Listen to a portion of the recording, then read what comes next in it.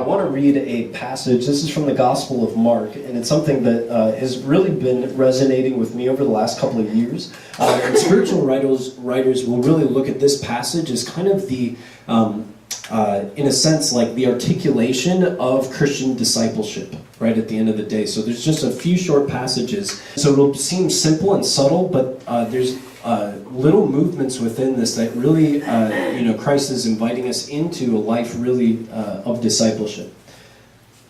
So again, this is from the Gospel of Mark. It says, "And he," meaning Jesus, "went up into the hills and called to him those whom he desired, and they came to him. And he appointed the 12 to be with him and to be sent out to preach and to have authority to cast out demons." Again, it says, "And he went up into the hills and called to him those whom he desired, and they came to him. And he appointed the 12 to be with him and to be sent out to preach and have authority over demons." So when you look at this, there's a couple of major movements. And again, this is something I think we need to tell our college students and our young people, but I also think there's a message here for each one of us even tonight, right? The first one is this sense of Jesus calling us. Usually in the church, we gaze upon the crucifix even in this Lenten season. I don't know what it is. Well, I feel like I kind of do notice.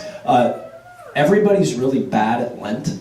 I don't know about you, but it's like 4 weeks into Lent or 3.5 weeks into Lent, whatever it is. And usually when that happens, the resolve that I have at the beginning has kind of like dwindled a little bit, And it's like, like the sacrifice I was making, it was like I kind of fudged at it a little bit, or my fervor in it isn't as strong. And so I always feel like I'm bad at Lent. And I actually think that that's the point, right? Is we recognize that we need Jesus, right? That this isn't something that we can do on our own, but we really need the love of Christ. We need his cross in our lives. And so as Catholics, I think oftentimes we're really good at recognizing that need for Jesus. What Jesus is really getting at here in calling the 12 to himself is that he chooses us.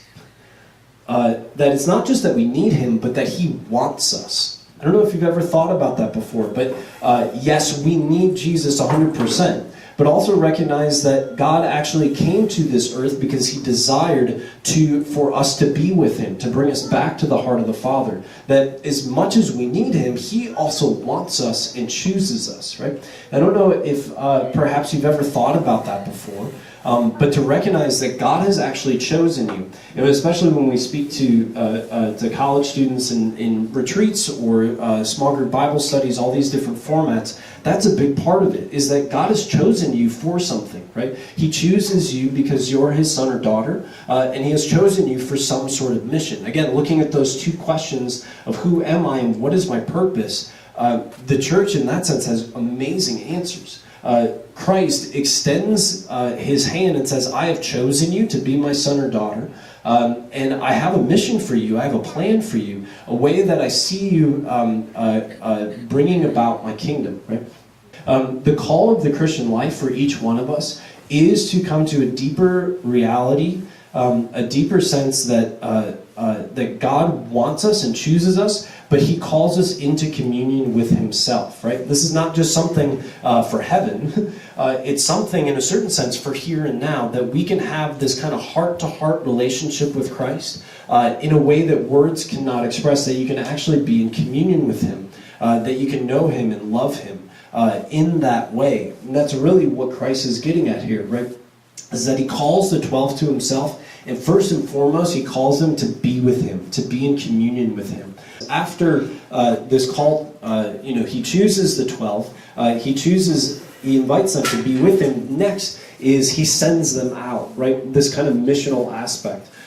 This sending out onto, for our college students back onto their college campuses, those that are connected to our campus ministries, that this isn't just like, I always call it like kind of the Catholic jacuzzi, right? We don't just like sit there and kind of like enjoy our little group or our little club, but actually that we actually bring Christ out into the world, right? Whether you're volunteering it, you're at math class, whether you're working, whatever the situation might be, that's actually where Christ wants you to be.